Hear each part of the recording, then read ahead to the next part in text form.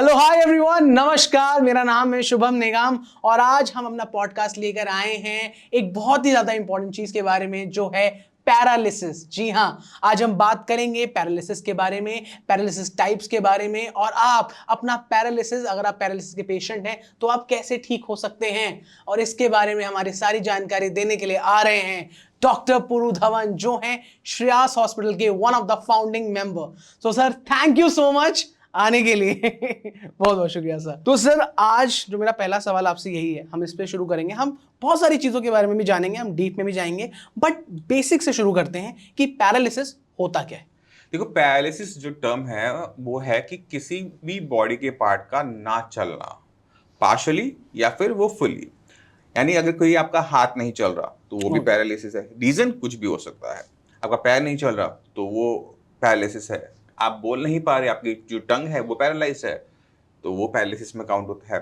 तो paralysis basically किसी भी बॉडी पार्ट का ना चलना है। अब इसके पीछे दो बड़े रीजन हो सकते हैं, तीन बड़े रीजन होते हैं। पहला है कि ब्रेन के अंदर किसी टाइप का क्लॉट आना। इसको हम ब्रेन स्ट्रोक की कैटेगरी में रखते हैं और इसको हम कहते हैं इस्केमिक ब्रेन स्ट्रोक। ब्रेन की जो ब्लड सप्लाई होती है वो बहुत ज़्यादा होती है, क्योंकि ब्रेन ने सारा प्रोसेसिंग करनी है, सारा काम करना है, आपकी मसल्स को भी चलाना है, आपकी हार्ट बीट को भी देखना है, आप क्या देख रहे हो उसे भी समझना है, आप ये बात सुन पा रहे हो, ये भी आपका ब्रेन ही प्रोसेस कर रहा है। तो ब्रेन की इतनी सारी प्रोसेसिंग चल रही होती है, इस वजह से उसकी जो एनर्जी कंजम्पशन होती है, जो ऑक्सीजन की कंजम्पशन होती है, वो किसी और बॉडी ऑर्गन से कई गुना ज़्यादा होती है। आप सोचो कि ब्रेन के अंदर ब्लड जा रहा है, तो उसे कोई ना कोई चीज लेके जा रही है, वो होती है आर्टरीज, जो हम अपने हाथ में भी देखते हैं। ये वेन्स है ब्लू ब्लू। ऐसे ही हमारे ब्रेन के अंदर आर्टरीज एंड वेन्स होती हैं। अब आपकी बॉडी में कहीं से भी क्लॉट आया और वहां पर जाके फंस गया। अब क्या होता है कि ब्रेन में एक हिस्से को ब्लड नहीं गया। अब ब्रेन के एक हिस्से को ब्लड नहीं गया, तो जिस हिस्से को ब्लड नहीं मिला, ऑक्सीजन नहीं मिली। अगर उसे ऑक्सीजन नहीं मिली, ब्लड नहीं मिला, तो वो हिस्सा हो जाता है डेड। विद इन 4 आवर्स वो डेड हो जाता है। अब जब वो हिस्सा डेड हो गया तो वो जो काम करता था वो अब नहीं कर पा रहा। ठीक है, तो उस कंडीशन को हम कहते हैं इस्केमिक ब्रेन स्ट्रोक। इसी तरह से हेमरेजिक होता है। मान लो कि आपका बीपी बहुत हाई था, इतना हाई था कि ब्रेन के अंदर कोई आर्टरी आपकी ब्रस्ट कर गई और ब्रेन के अंदर ब्लड लीक आउट हो गया। अब जब ब्रेन के अंदर ब्लड लीक आउट हुआ तो उस एक एरिया में वो स्पिल हो गया, फैल गया ना, तो वो एरिया डेड हो जाता है। ब्लड भी नहीं पहुंच पाया क्योंकि वो तो पहले ही बाहर हो गया था। तो वो एरिया जो डैमेज हुआ उसकी वजह से दोबारा से हमें सेम चीज देखने को मिलेगी कि जिस हिस्से को नुकसान हुआ है वो जो काम करता था वो नहीं कर पाएगा। तो ये हो गया आपका पहले दो रीजन जी। और 80-90% केसेस यही होते हैं। तीसरा जो सबसे बड़ा रीजन हमें देखने को मिलता है वो है आपकी स्पाइनल कॉर्ड पे किसी टाइप की इंजरी हो जाना। मान लो कि आप पेड़ से गिर गए, रीढ़ की हड्डी पे चोट लगी, रीढ़ की हड्डी पे जहां चोट लगी उसकी नीचे का हिस्सा पैरालाइज हो जाता है। सिग्नल ब्रेन से तो आया, उस पॉइंट तक तो गया जहां पर आपको चोट लगी थी, बट उससे नीचे नहीं जा पाएगा, तो आपका नीचे का हिस्सा पैरालाइज होना। अब इसमें हमें पता नहीं लगता कि मोशन आ रही है नहीं आ रही, यूरिन आ रहा है नहीं आ रहा। तीसरा जो सबसे बड़ा रीजन हमें देखने को मिलता है वो अक्सर होता है कि किसी टाइप की आपने इंसेक्टिसाइड पॉइजनिंग की वजह से भी हमें पैरालिसिस देखने को मिलता है, और अक्सर वो पूरी बॉडी पर होता है। उसमें ये नहीं होगा आपका हाथ पैर गया, उसमें पूरी बॉडी आपकी पैरालाइज होगी, आप देख रहे हो, सुन रहे हो, बट आप रिएक्ट नहीं कर पा रहे होते। तो ये 3 बड़े रीजन होते हैं जिसकी वजह से किसी को भी पैरालिसिस होता है। और ये कितना कॉमन है? जो कॉमन है वो है आपका ब्रेन स्ट्रोक्स। ब्रेन स्ट्रोक क्योंकि हमारी लाइफस्टाइल डिसऑर्डर की वजह से हो रहा है। आपका कोलेस्ट्रॉल बढ़ रहा है, शुगर बढ़ रही है, तो क्लॉट बन जाता है, जो कि कॉमन है।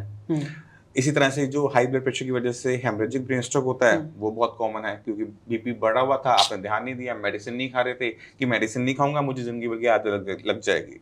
ये जो रवैया हम अपना लेते हैं, अपनी बॉडी पे काम नहीं करते, बीपी हम चेक नहीं करवाते, मेडिसिन हम नहीं खाते, तो फिर उसकी वजह से अनफॉर्चुनेटली कुछ लोगों में हमें हेमरेजिक ब्रेन स्ट्रोक देखने को मिल जाता है। ये 80-90% यही केसेस होते हैं। फिर वो एक्सीडेंटल केसेस होते हैं कि हेड इंजरी हो गई, स्पाइनल कॉर्ड इंजरी हो गई, वो हमें देखने को मिलता है। और ये किस एज में होता है या फिर एज फैक्टर इसमें? कोई एज नहीं है। छोटे से छोटे बच्चे से लेकर आपको 80-90-100 एज तक, ईयर्स तक की एज में कभी भी हो सकता है। मतलब 3 से 4 साल के बच्चे को भी हो सकता है? बिल्कुल देखने को मिल जाता है।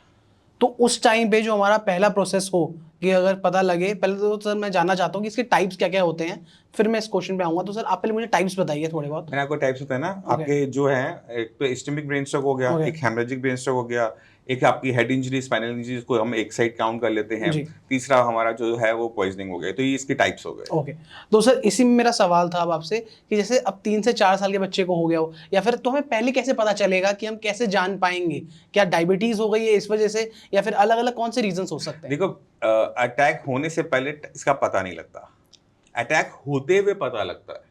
अच्छा। जब आपके ब्रेन के अंदर नुकसान हो जाएगा, होना शुरू होगा, तो ही आपको पता लग सकता है। उससे पहले कोई सिम्टम नहीं आता, उससे पहले पर्सन बिल्कुल हेल्दी होता है। तो कोई पहले वार्निंग नहीं आती। सिर्फ वार्निंग होती है जैसे बीपी आपका बढ़ा हुआ है या फिर आपकी शुगर बढ़ी हुई, कोलेस्ट्रॉल बढ़ा हुआ, बस वही वार्निंग है। इससे ज्यादा वार्निंग पैरालिसिस के होने से पहले कोई भी नहीं आती। तो सर मतलब जैसे किसी का बीपी बढ़ा हुआ है तो वो आगे चल के पैरालिसिस का भी पेशेंट बन सकता है? हाँ, बिल्कुल बन सकता है। तो आपको बीपी को कंट्रोल में रखना बहुत जरूरी है। अगर बीपी कंट्रोल में नहीं रखोगे, मान लो कि आपको ब्रेन स्ट्रोक नहीं हुआ, पैरालिसिस नहीं हुआ, तो कुछ और हो सकता है, किडनी फेल हो जाती है, आपके हार्ट में इश्यूज आ जाते हैं। तो आपको अपना ब्लड प्रेशर तो कंट्रोल में हर कीमत में रखना ही पड़ेगा, वरना एक बीमारी से नहीं बचे तो दूसरी बीमारी में फंस जाओगे। इसी वजह से बीपी जो है उसको कभी भी इग्नोर नहीं करना चाहिए। आप जो मर्जी करो, मेडिसिन करो या ना करो, हमें कोई फर्क नहीं पड़ता। हमें तो बस ये चाहिए कि हर पेशेंट का ब्लड प्रेशर हर कीमत पे नॉर्मल रहे। आयुर्वेदिक, होम्योपैथिक, एलोपैथिक जो मर्जी इस्तेमाल करो, बीपी कंट्रोल में लेकर आओ। यही कंडीशन होती है। ओके सर, बीपी, दूसरी चीज आपका शुगर लेवल। शुगर और कोलेस्ट्रॉल ये दो चीजें हैं जो क्लॉट फॉर्मेशन को बढ़ा देती हैं। अब आपके ब्लड के अंदर कोलेस्ट्रॉल की मात्रा ज्यादा है, शुगर के लेवल ज्यादा है, तो क्लॉट फॉर्मेशन की जो टेंडेंसी है बॉडी के अंदर वो बढ़ जाती है। अब आपका हार्ट हमेशा पंप करता रहता है, तो उसके अंदर वॉल्व्स होते हैं। अब ये आपके ब्लड में अगर थिकनेस ज्यादा है तो क्लॉट बनने के चांसेस आपके हार्ट के अंदर ज्यादा होते हैं। अब वो क्लॉट बना, वो ऊपर गया, आपके ब्रेन में जाके वो फंस गया, तो वहां पर आपका चांसेस है कि आपको इस्केमिक ब्रेन स्ट्रोक हो जाए। कभी कभी हमारी जो कैरोटिड आर्टरीज होती हैं जो ब्लड सप्लाई कर रही होती हैं, मेजर सप्लाई कर रही होती हैं आपके ब्रेन को, उसमें किसी टाइप का प्लाक बन जाता है, क्लॉटेज आ जाती है, तो भी हमें यही देखने को मिलता है कि blood supply towards the brain कम हो जाती है और फिर हमें पैरालिसिस देखने को मिल जाता है। और सर और क्या क्या रीजंस हो सकते हैं बेसिकली पैरालिसिस होने के? मेजर तो यही रीजंस हैं जो हमारे 80-90% केसेस में। और जैसे हमने आपको जो अपनी क्लासिफिकेशन दी थी कि गन शॉट इंजरी हो गई, कोई पेड़ से गिर गया तो चोट लग गई, कार एक्सीडेंट हो गया, किसी ने डंडा मार दिया, ये और रीजंस होते हैं पैरालिसिस के। बट वो इंजरी में काउंट होते हैं, एक्सटर्नल इंजरी में काउंट होते हैं। तो सर जैसे अगर मुझे पता चला कि मुझे पैरालिसिस हो गया है तो सबसे पहला स्टेप मैं क्या लूं? आपको जाना है हॉस्पिटल।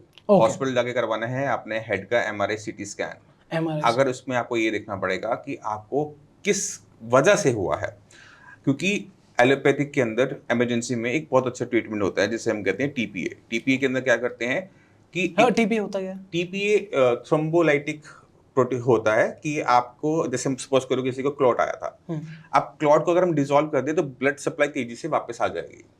तो हम MRI हेड इसलिए करवा रहे हैं क्योंकि हमें ये पहले ये चेक करना होगा कि ब्रेन के अंदर क्लॉट आया है या फिर ब्लीडिंग हुई है। अगर क्लॉट आया है तो TP का इंजेक्शन होता है। TP का इंजेक्शन देने के बाद जो क्लॉट है वो डिसॉल्व कर जाएगा और जो ब्लड सप्लाई रुकी हुई थी वो वहां से रीस्टार्ट हो जाएगी। तो अभी ब्रेन के सेल को मरने में, मैंने पहले बताया ना, 4 घंटे लगते हैं, तो ये 4 घंटे के अंदर ये हो जाना चाहिए।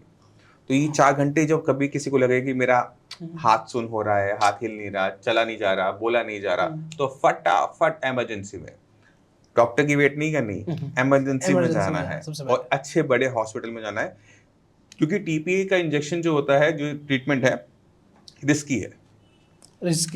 क्योंकि अगर मान लो किसी को ब्लीडिंग हो रही है, डॉक्टर ने गलती से इंजेक्शन दे दिया, तो क्या होगा कि ब्लीडिंग बढ़ जाएगी अंदर, तो नुकसान जो पहले कम हो रहा था वो बढ़ जाएगा। तो इसी वजह से पहले आपका MRI CT स्कैन होगा, फटाफट क्लॉट को देखा जाएगा है या नहीं है। अगर है तो ही TPA का दिया जाएगा। हेमरेजिक केसेस के अंदर TPA नहीं दिया जाता। तो सर आप जो बता रहे थे कि जैसे, चलो सर मैं तो ये समझ गया TPA के बारे में, बट आप बता रहे थे कि जो पहले बता रहे थे कि TPA का इंजेक्शन होता है, उसके बाद क्या क्या चीज़ें होती हैं सर एक्स्ट्रा?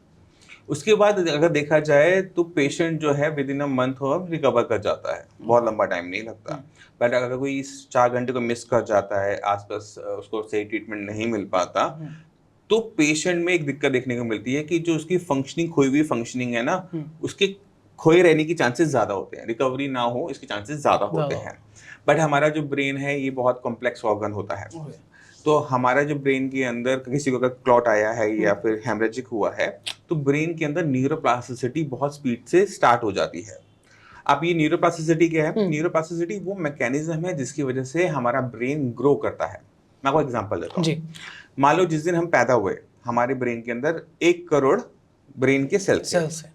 पूरी जिंदगी हम बड़े होते हैं, हम डेवलप होते हैं, हम बोलना लिखना चलना फिरना सब कुछ सीखते हैं, बट हमारे ब्रेन के अंदर नंबर ऑफ सेल्स नहीं बढ़ते, वो 1 करोड़ एक नहीं हो पाते। अच्छा, वो सेम टू सेम ही रहते हैं, नंबर सेम रहते हैं, सिर्फ उनकी लेंथ, साइज और उनके आपस के बीच के कनेक्शन बढ़ते हैं, तब हम चीजों को सीख पाते हैं। फॉर एग्जाम्पल, हम आइंस्टाइन का नाम सुनते हैं।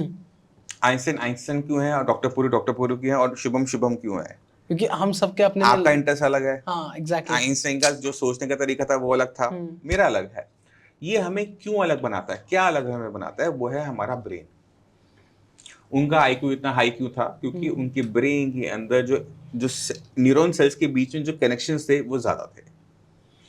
अगर ये कनेक्शंस जितने ज्यादा होंगे उतना डेवलप हमारा ब्रेन होता है, उतना ही ज्यादा हमारा आईक्यू होता है। ओके, ठीक है। अभी नंबर ऑफ कनेक्शंस हमारी चीजों को सीखने की क्षमता से बनते हैं, मतलब बाय बर्थ आपको सेम नहीं मिलेंगे। अच्छा। हम इसको गेन करेंगे कि हम किस फील्ड में अपने आप को इंटरेस्ट दिखाते हैं। अगर मैं फिजिक्स में दिखाऊंगा तो वो फिजिक्स के हिसाब से डेवलप होंगे, उस पार्ट में होंगे जो लॉजिकल है ना। अब आप एक आर्टिस्ट हो, अब आर्टिस्ट के क्या होता है? वो क्रिएटिव होता है। क्रिएटिविटी, तो क्रिएटिव माइंड के अंदर वो कनेक्शन ज्यादा बन रहे होंगे कि चीजों को देखने की, उसको अलग तरीके से परखने की आपकी नॉलेज बढ़ रही होगी। आप फिजिक्स में अच्छे नहीं होंगे, बट आप क्रिएटिव पार्ट में अच्छे होंगे। तो इसी तरह से हमारी ब्रेन की जो डेवलपमेंट होती है वो बाय चॉइस होती है, बाय चॉइस, बाय नेचर नहीं होती है। नेचर ने आपको रॉ मटेरियल दे रखा है, अब वो बाय चॉइस चल रही है। ठीक है, कुछ हाँ जेनेटिक फैक्टर्स होते हैं, उसको हम पूरा इग्नोर नहीं कर सकते, बट फिर भी वो बाय चॉइस होती है। तो अब हमने क्या किया? किसी को क्लॉट आया था, नस फटी थी, ब्रेन के अंदर नुकसान हुआ था। अब ये जो प्रोसेस बचपन में हुआ था ना, ब्रेन की डेवलपमेंट, वो दोबारा से स्टार्ट हो जाती है। तो हम क्या देखते हैं कि जो पैरालिसिस का पेशेंट है, पहले 6 मंथ्स में बहुत अच्छी इंप्रूवमेंट दिखाता है। पहले वो चल नहीं पाता था, बोल नहीं पाता था, बैठ नहीं पाता था, तो विद इन 3-4 मंथ 5 मंथ्स वो पेशेंट थोड़ा बहुत चलना, थोड़ा बहुत हाथ हिलाना, बोलना सीख कर देता है। प्रॉब्लम होती है उस 6 महीने की बीत जाने के बाद, यानी जिस दिन आपको अटैक हुआ था उसके 6 महीने बीत जाने के बाद। अब आप जो मर्जी कर लो, जो मर्जी फिजियोथेरेपी कर लो, जो मर्जी मेडिसिन खा लो, जो मर्जी जगह पे चले जाओ, आपको इंप्रूवमेंट नहीं देखने को मिलेगी। और उससे पहले सब कुछ इंप्रूवमेंट मिल रही थी। हाँ, अब किसी का भी हाथ लग रहा था, मैंने ठीक किया, मेरे ही उससे आराम आ गया। नहीं, उससे पहले क्योंकि ब्रेन में न्यूरोप्लास्टिसिटी चल रही थी इसलिए आप ठीक हो रहे थे। अब इस 6 महीने बाद अब किसी का भी हाथ लगेगा, इंप्रूवमेंट नहीं आएगी, क्योंकि ब्रेन के अंदर न्यूरोप्लास्टिसिटी बंद हो चुकी है। तो पेशेंट इस चीज को समझ नहीं पाता, मैं अभी तो ठीक हो रहा था, अब क्यों आराम नहीं आ रहा। तो वहां पर जाके वो फंस जाता है। और 6 मंथ बहुत लंबा टाइम पीरियड होता है, छोटा पीरियड तो होता नहीं है। तो पेशेंट कहीं ना कहीं डिप्रेस भी हो जाता है कि यार मैं तो सब कुछ कर रहा हूँ, मेडिसिन भी खा रहा हूँ, एक्सरसाइज भी कर रहा हूँ, मेरी इंप्रूवमेंट आ ही नहीं रही है। वो वहां पर जाकर तो परेशान हो जाता है। तो सर उसके लिए फिर उसको जैसे बेस्ट, जैसे आपने बताया कि हॉस्पिटल में जाओ, ठीक है, अच्छे डॉक्टर से इलाज करवाओ, फिर जो जैसे सर अब उसने मेडिसिन वगैरह दी वो सब खाओ। और हम क्या कर सकते हैं अपनी डेली रूटीन में, लाइक जैसे मुझे पैरालिसिस हो गया है और मुझे डॉक्टर ने मतलब सब बता दिया है, मेरा इलाज भी हो रहा है, पर उसके साथ साथ जो बीच में मेरा मन करता है ना कि अरे यार ठीक होगा नहीं होगा, मैं उस कश्मकश में हूँ, तो उसमें क्या करा जाए? देखो, आपको ना अपनी बीमारी को पहले समझना पड़ेगा। पहले आपको ना हर एक पैथी के बीच में जो कमियां उनको भी अंडरस्टैंड करना पड़ेगा। तो मैं हमेशा अपने पेशेंट को कहता हूँ कि आप जो मेडिसिन खा रहे हो ना, उसका प्रिस्क्रिप्शन निकालो, एक एक मेडिसिन को ना खुद ब खुद सर्च करो गूगल के ऊपर, तो वो क्या काम करती है ये तो पता लग जाएगा आपको। तो अक्सर हम जितने भी पेशेंट्स के प्रिस्क्रिप्शन देखते हैं, और पेशेंट भी अपने आप को खुद जज कर सकता है, उसमें बीपी की मेडिसिन, कोलेस्ट्रॉल की मेडिसिन, विटामिन डी, ताकत की मेडिसिन, ये सब तो कुछ तो होगा। बट ब्रेन को ठीक करने की मेडिसिन या फिर पैरालिसिस को ठीक करने की मेडिसिन किसी भी पैरालिसिस पेशेंट को एलोपैथी से नहीं मिलती। शुरू में वो बहुत अच्छा है, इमरजेंसी में नो डाउट कोई इसकी टक्कर का नहीं है, बट 6 मंथ बीत जाने के बाद आप जितना मर्जी कर लो, उससे आप में पैरालिसिस में इंप्रूवमेंट नहीं आएगी। यानी आपका जो हाथ की जो पावर है या जो उसकी रेंज है, जो चलने की क्षमता है, वो वापस नहीं आ सकती, क्योंकि वो मेडिसिन इस पर्पज से दी ही नहीं जा रही होती। उसका सोनली पर्पस ये होता है कि पेशेंट को पैरालिसिस का अटैक दोबारा ना हो, इसलिए कोलेस्ट्रॉल को कम रखो। पेशेंट को दोबारा से अच्छा। नस ना फटे, इसलिए बीपी की मेडिसिन रखी जाती है कि दोबारा से ना हो। थोड़ी बहुत शरीर में ताकत रहे, इसलिए मल्टीविटामिन डॉक्टर्स लगा के रखते हैं। इससे ज्यादा ट्रीटमेंट नहीं दिया जाता। पेशेंट को लगता है कि मैं इसको खा के ठीक हो जाऊंगा, यहाँ पर सबसे बड़ी परेशानी शुरू होती है। अब हमें समझना है कि अगर हमें किसी पैरालिसिस पेशेंट को ठीक करना है, 6 मंथ बीत चुके हैं, अब इसमें इंप्रूवमेंट नहीं आ रही है, तो यहाँ पर हमें न्यूरोप्लास्टिसिटी को दोबारा से रीस्टार्ट करना पड़ता है। इसके अलावा कोई और तरीका नहीं है पेशेंट को रिकवर करवाने का। अच्छा। अब ये न्यूरोप्लास्टिसिटी कैसे स्टार्ट होगी, इसके फंडामेंटल्स को समझना पड़ेगा।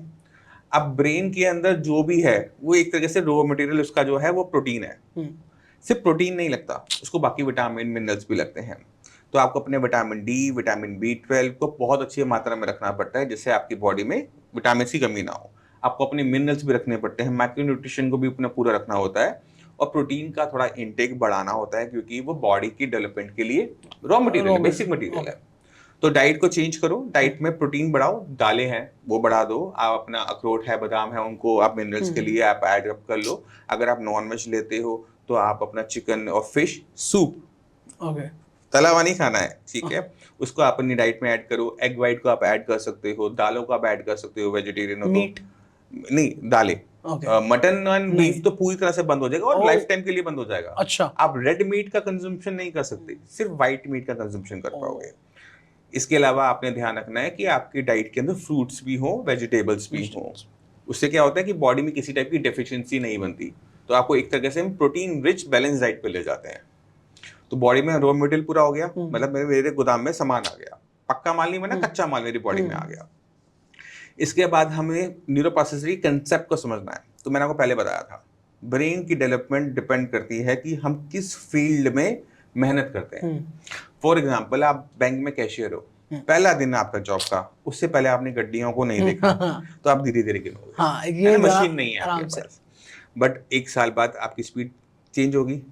अब आप चाय भी पी रहे हो, दोस्तों से बात भी कर रहे हो, नोट भी गिन पा रहे हो। ऐसा क्यों होता है सर? ये हमारे दिमाग में वो एक सेट हो जाता है ना कि हाँ मेरा तो यार यही काम है रोज एकदम। ब्रेन में क्या सेट हुआ? जो सर हमारे न्यूरॉन्स से पता लग गया कि हमारा यही काम है, चेंज हो गए। वो इस काम को करने के लिए अपने अंदर चेंज ले आते हैं। वो आप अब काउंटिंग करने में अच्छे हो जाओगे, बाकी सारी चीजों में आप पास और फेल हो जाओ चाहे, बट काउंटिंग करने में अच्छे हो जाओ, क्योंकि आपने रोज उसकी प्रैक्टिस की है। जरूरी है प्रैक्टिस। अब हम चलते हैं एक्सरसाइज वाले पार्ट पे। अब हमने क्या किया था, बॉडी के अंदर हमने कच्चा माल दे दिया था। अब हम ब्रेन को कह रहे हैं कि अब मैं तुम्हें सिखाऊंगा। अब जरूरी है क्या सिखाऊंगा? अब रैंडम कुछ भी सिखाओगे तो रैंडम रिजल्ट मिलेगा। आपको बहुत प्रिसाइज चलना पड़ेगा। ब्रेन को ये समझाना है कि मुझे पैर से चलना है। ना मैं साइकिलिंग करूंगा, ना मैं लेट के एक्सरसाइज करूंगा, ना मैं बैठ के एक्सरसाइज करूंगा। अगर मुझे लेग की एक्सरसाइज करनी है, लेग से मुझे दोबारा चलना है, चलने लायक बनना है, तो हमें क्या करना पड़ेगा? पेशेंट को खड़ा करना पड़ेगा। उससे हो अपने आप चल पाता है ठीक, नहीं चल पाता तो भी इसको पकड़ के चलाना ही पड़ेगा। तो ये फिजियोथेरेपी नहीं होती, इसको हम कहते हैं ऑक्यूपेशनल थेरेपी। ये जो ऑक्यूपेशनल थेरेपी होती है ना, ये ब्रेन के लिए होती है। जो हम सुनते हैं फिजियोथेरेपी, फिजियोथेरेपी मसल्स के लिए है। तो हमें एक्सरसाइज वो करनी चाहिए जिसमें हमारा ब्रेन ट्रेन हो। तो मैं जितने भी पेशेंट्स हैं उनको एडवाइस करता हूँ वो है ऑक्यूपेशनल थेरेपी। और ऑक्यूपेशनल थेरेपी के जो प्रिंसिपल है बहुत सीधे हैं। अच्छा, जो आपको फाइनल आउटपुट चाहिए उसी की प्रैक्टिस करो। मुझे फाइनली खड़े होकर चलना है तो मैं चलने की ही प्रैक्टिस करूंगा, मैं साइकिलिंग नहीं करूंगा। अगर मैं साइकिलिंग करूंगा, मैं साइकिलिंग में अच्छा हो जाऊंगा, मैं चल नहीं पाऊंगा। अगर मैं लेट की एक्सरसाइज करूंगा, मैं लेग रेस बेड पे तो कर लूंगा, बट जब मैं खड़ा हूंगा तो मैं उस टांग को यूज नहीं कर पा रहा हूँ। मुझे क्योंकि वेट को कैसे संभालना है, बैलेंस कैसे बनाना है, वो मेरे को समझ में नहीं आएगा, मेरे ब्रेन को समझ में नहीं आएगा। और मसल्स के बीच में कोऑर्डिनेशन कैसे रखना है वो मेरे ब्रेन को समझ में नहीं आएगा। तो आपको हमेशा फाइनल आउटपुट पे ध्यान रखना चाहिए कि मुझे फाइनल रिजल्ट क्या चाहिए, और उसके बीच में फिर आपको गैप को भरना चाहिए। तो हमेशा ध्यान रखो कि आपने ऑक्यूपेशन थेरेपी करनी है, फिजियोथेरेपी को एक तरफ करते हुए। खराब नहीं है, बट यस, फोकस आपका ऑक्यूपेशनल थेरेपी होना चाहिए। तो एक एक्सरसाइज होगी लेग की, चलना। अब दिन में जितने घंटे चल सकते हो चलो, वॉक करो, और अगर नहीं हो पा रहा तो सारा लो। आप स्टिक ले सकते हो, किसी का सहारा ले सकते हो। आपको पैर को आगे बढ़ाना सीखना ही पड़ेगा आगे चलने के लिए। तो ये इंपॉर्टेंट हो जाता है। तो अब हम पहुंच गए थे, खाना हो गया, हमारी एक्सरसाइज हमने समझ ली, बट ये भी आपको रिजल्ट तब देगा जब ब्रेन के अंदर न्यूरोप्लास्टिसिटी दोबारा से स्टार्ट होगी। क्योंकि जैसे जैसे हम बड़े हो जाते हैं हमारे ब्रेन के अंदर सीखने की क्षमता कम हो जाती है। आज आपके लिए लैंग्वेज सीखना मुश्किल होगा, अगर मैं आपको कहूँ फ्रेंच सीख लो, स्पेनिश सीख लो, आपके लिए मुश्किल है। बट अगर हम आपको स्कूल एज में ले जाते हैं, मतलब सपोज करो आप 6-7 साल के हो, आपके लिए फ्रेंच और स्पेनिश को सीखना मुश्किल नहीं होगा, जैपनीज चाइनीज भी सीख जाओगे। क्यों? क्योंकि उस टाइम में आपका ब्रेन लर्न कर रहा होता है। एक बार आप अपनी टीनेज को क्रॉस करते हो तो ब्रेन की जो डेवलपमेंट होती है ये स्लो डाउन हो जाती है, तो हमें इसे फास्ट भी करना पड़ेगा, वरना तो कई साल लग जाएंगे हमें ठीक होते होते। तो हम न्यूरोप्लास्टिसिटी ऑन करेंगे, एक्सरसाइज में हम ऑक्यूपेशन थेरेपी करेंगे। तीसरा, डाइट के अंदर हम अपना थोड़ा सा protein rich, mineral rich balance diet लेंगे जिसमें फाइबर वाइबर की मात्रा अच्छी हो। और कुछ चीज़ों का और ध्यान रखेंगे कि हमें नींद अच्छी तरीके से आए, ठीक है। बॉडी, हाँ, स्लीप बहुत जरूरी है। आपकी नींद 8-9 घंटे की हो, 10 घंटे की, मुझे कोई दिक्कत नहीं है। आप रात को अच्छे घंटे से सोवो, 10 घंटे सोवो, बट एक बार उठने के बाद दोबारा बेड पे नहीं जाना। तो ये छोटी छोटी चीजें होती हैं जो हम अपने हर पेशेंट को बताते हैं। अगर पेशेंट इन सारी चीजों को कर लेता है तो पेशेंट में मिराकुलस रिजल्ट्स आते हैं विद इन शॉर्ट टाइम। तो सर जैसे कि आपने जैसे बताया कि एकदम ऐसे अच्छे रिजल्ट्स आते हैं, तो आपके पास जो पेशेंट्स आते होंगे आप उनको भी यही सारी चीज़ें बताते होंगे, तो उनमें कितने रिजल्ट्स देखने को मिले हैं? देखो, पैरालिसिस में हम इतने शॉर्ट होते हैं कि पहले महीने में रिजल्ट्स डिलीवर हो जाएंगे। जैसे आपने बताया तो कम या ज्यादा। ओके। अब क्या होता है कि किसी का अगर स्टमक खराब है तो मेडिसिन की एब्जॉर्प्शन में दिक्कत हो सकती है। और कुछ पेशेंट्स में हमें कोलाइटिस देखने को मिलता है कि उनकी इंटेस्टाइन में स्वेलिंग है, जिसकी वजह से ना फूड उनको लग रहा होता है बॉडी को, ना मेडिसिन वर्क कर पा रही होती है। तो हमें उनका कोलाइटिस, स्टमक की जो प्रॉब्लम्स है उनको सॉल्व करना पड़ता है। अगर उनको कोलाइटिस या स्टमक की ट्रबल नहीं है तो मेडिसिन बहुत फास्ट काम करती है और with in a month results deliver होने शुरू हो जाते हैं कि मैं पहले ऐसा था अब मैं ऐसा हो गया। तो हम क्या छोटा सा काम करते हैं, जब पेशेंट आए ना उसको हम लिख के भी देते हैं और बोलते भी हैं कि अपनी एक वीडियो बना लेना। किस चीज़ की? ना चलने वाली, हाथ की क्या दिक्कतें हैं उसको आप एक बार वीडियो में रिकॉर्ड कर लो। अगले महीने उसको दोबारा से बनाओगे। अब दोनों वीडियोस को जब दो फोन में साथ साथ चला के देखोगे ना, अच्छा मेरा पैर नहीं चल रहा था, अच्छा मेरा घुटना नहीं चल रहा था, अच्छा मेरा हाथ यहाँ से ऊपर नहीं जा रहा था, मेरा हाथ नोज के लेवल पे था, अब मेरे हेड लेवल पे आ गया। तो ये भी थोड़ी थोड़ी इंप्रूवमेंट देखने को मिलती है ना। पेशेंट कहता है यार मैं ठीक हो रहा हूँ, उसमें ना मोटिवेशन आ जाती है, यार अब तो मुझे रास्ता मिल गया, अब मेरे को बस स्पीड पकड़नी है। तो क्या होता है कि जहां पर वो पेशेंट डीमोटिवेटेड था ना एकदम कि यार मैं तो ठीक ही नहीं हूँगा, रिश्तेदार आके बोल गए यार तुम ये भी लगवा ठीक तो होता नहीं है, खरा अब मैं ठीक हो रहा हूँ, अब रिश्तेदार करें यार तू तो बेटर से बेटर हो गया। तो ये ना एक मोटिवेशन इतनी पॉजिटिव एनर्जी की तरह वर्क करता है ना। पेशेंट कहता है अब तो मैं ऐसी की तैसी मैं तो ठीक करके ही रहूंगा। तो वो जब पेशेंट आके में सेकंड मंथ मिलता है ना, वो कहते हैं यार डॉक्टर साहब आपने मतलब चेंजेस आ गए और मुझे सुधार हो गया। अपना रिश्तेदार भी बोल रहे, मेरी मम्मी भी बोल रही है अब ठीक हो जाएगा। तो हमें लगता है यार हाँ हमने कुछ अच्छा काम किया है। तो हमारे जो कंसेप्ट हैं बहुत सिंपल से हैं। आप इसके अलावा ब्रेन के साथ या पैरालिसिस पेशेंट ब्रेन स्ट्रोक के अंदर कुछ नहीं कर सकते। यही आपके पास यही ट्रीटमेंट है, इसके अलावा कुछ भी नहीं है और कोई चांस ही नहीं है कि आपका कोई और तरीके से आप।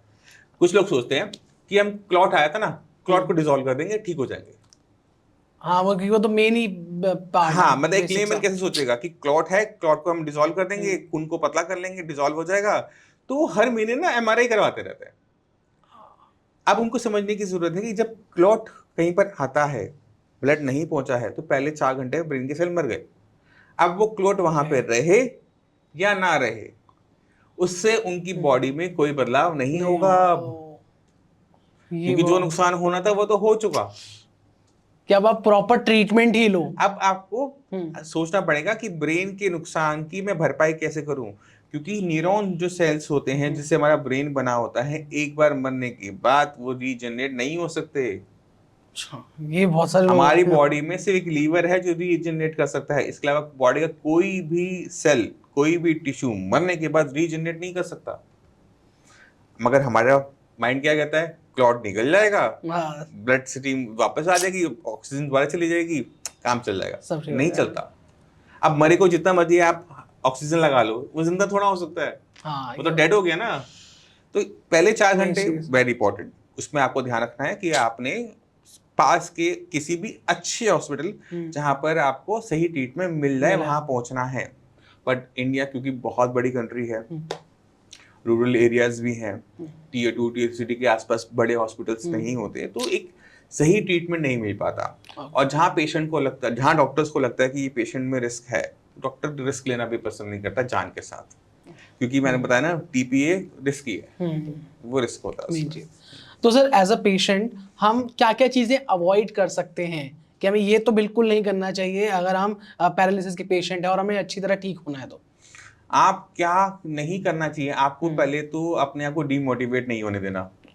ओके, ठीक है, अगर आपको जब लगे ना कि पूरी दुनिया में कहीं ट्रीटमेंट नहीं मिल रहा, श्रेयास में आ जाना। ठीक है जी, 1-2 महीने में अगर आपको चेंजेस नहीं था, हम भी 3 महीने से ज्यादा तो किसी भी पेशेंट को बिना आराम की मेडिसिन देते नहीं, हम हाथ जोड़ के माफी मांग लेते हैं। इतना क्लियर चलते हैं। 3 मंथ्स में अगर आपको आराम नहीं आया, इंप्रूवमेंट शुरू नहीं हुई है, तो हम माफी मांग लेंगे, और क्या होगा, है ना, इसमें बुरी वाली तो बात नहीं है। तो ये इंपॉर्टेंट चीज है। दूसरी चीज होती है कि आपने जो अपनी डाइट है उसको आपने सुधार के रखना है, क्योंकि पेशेंट क्या करता है, सिर्फ घिया तो टिंडा खा रहा होता है कि मुझे कोलेस्ट्रॉल है, तो मैं क्या करता हूँ, मैं सिर्फ घिया तो टिंडा खाऊंगा, उससे मेरा कोलेस्ट्रॉल ठीक हो जाएगा, मेरा पैरालिसिस ठीक हो जाएगा। पेशेंट और वीक होता चला जाता है, पेशेंट में एनर्जी कम होती चली जाती है, वीकनेस बढ़ती चली जाती है। तो ये काम आपने नहीं करना, खाना आपने सुधारना है, कम नहीं करना है। सिर्फ 3 सब्जियां नहीं खानी, सारी सब्जियां खानी है। ग्रीन लीफी वेजिटेबल सारी खा लो, सब खाना है। आप चुकंदर, पालक, बीन्स जो मार्केट में आता है, आप मशरूम सब खाओ ना, क्योंकि किसी भी चीज के अंदर कोलेस्ट्रॉल नहीं है ना। और बॉडी की रिक्वायरमेंट है, अगर आप बॉडी की रिक्वायरमेंट पूरी नहीं करोगे, बॉडी आपकी रिक्वायरमेंट को पूरा नहीं करेगा। तो ये दूसरी चीज। तीसरा ये होता है कि पेशेंट को लगता है कि जब मैं ठीक होऊंगा तो मैं एक्सरसाइज स्टार्ट करूंगा, जब मैं ठीक होऊंगा तो मैं चलना शुरू करूंगा, तब तक मैं बिस्तर पे लेटा रहूंगा। जितनी भी बीमारियां हम सुनते हैं वो रेस्ट करने से शायद ठीक हो जाए, बट पैरालिसिस एक ऐसी बीमारी है जो रेस्ट करने से कभी भी ठीक नहीं हो सकती। क्योंकि अगर आप रेस्ट कर रहे हो, ज्यादा रेस्ट कर रहे हो, बेड पे ही बैठे रहते हो, या बीच जाना, कहीं आपको उठा के लेके जाए, आप शहंशाह बन गए हो, तो आपकी लाइफ की सबसे बड़ी गलतियों में से ये साबित होती है। और खासकर पहले 6 मंथ्स में। क्यों? अब आपका ब्रेन में न्यूरोप्लास्टिसिटी ऑटोमेटिक तरीके से चल रही थी। आपने ना कहा, ना आपके घर वालों ने कहा, घर वालों ने कुछ ज्यादा प्यार दिखा दिया, उन्होंने आपको चलाने की कोशिश ही नहीं करी। अगर उन्होंने पहले 6 मंथ में चलाने की कोशिश की होती, शायद आपको भटकना ना पड़े। तो पहले 6 मंथ्स जरूरी है कि पेशेंट को खड़ा करो, चला जाए तो ठीक, नहीं चला जाए तो भी इसका पैर घसीट के चलाओ। तो ये गलतियां सबसे बड़ी बड़ी गलतियां होती हैं जो एक पैरालिसिस का पेशेंट अपनी लाइफ में मेजरली कर जाता है। सर जैसे हमने देखा कि अभी जो एक्सीडेंट हुआ था, एक बहुत बड़े क्रिकेटर हैं ऋषभ पंत का, और वो 1 साल में ही, 1-1.5 साल में ही एकदम बढ़िया ठीक ठाक हो गए हैं। और उनका एक्सीडेंट हम सबने देखा था, कितना हॉरिफाइंग था। एंड जो उनके जो फिजिशियन थे, फिजियोथेरेपिस्ट थे, सब ने मेहनत करी। तो शायद से सर हम बात कर रहे थे न्यूरॉन्स की, कि आप एक ही काम करते रहते हैं, तो मतलब हमारा लास्ट गोल तो यही होता है कि उनको क्रिकेट खेलना था। आपने गलत एग्जांपल दिया। ऋषभ पंत जी का जो एक्सीडेंट है, जहां तक जो उनकी रिकवरी की स्पीड रही ना, उसको देख के हम ये कह सकते हैं कि उनका नर्वस सिस्टम उसमें इन्वॉल्व नहीं था, वो मस्कुलर और स्केलेटन सिस्टम तक ही था जो रिकवर आराम से कर जाता है।